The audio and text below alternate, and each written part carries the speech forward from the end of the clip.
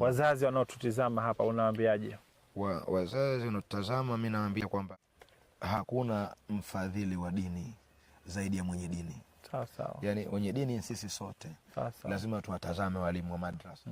Bila kuwatazama walimu wa madrasa wengi si waombaji.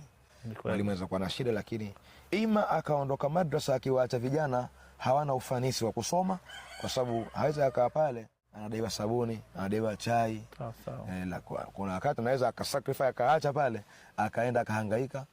Mwalimu ngine kufanya hivi. Kwa wazazi wao ilikuwa ndo watazame kwa utulivu zaidi wa watoto wao, na ni kuwatuliza hawa wazazi walimu wakapata utulivu, angalau ile kazi wanayofanya wasiwe wanababaika au wasiwe wanapata shida.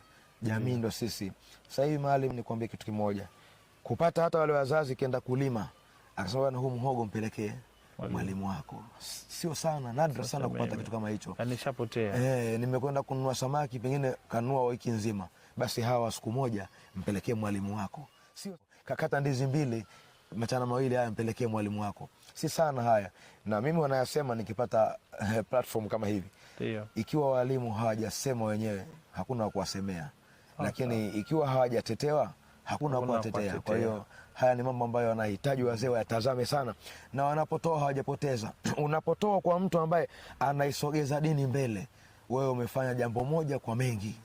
Kwa sababu yule akipata nguvu, afya na nguvu ya kukaa pale akawasomesha vijana 1000, vijana 500, 400, pata mawaidha, jamii kapata dini, manake wale wewe chakula chako ulichompa yule akapata nguvu, basi ile cha sadaka yako imeenea sana kuliko unapompa mtu ambaye hana mchango wote katika harakati za dini.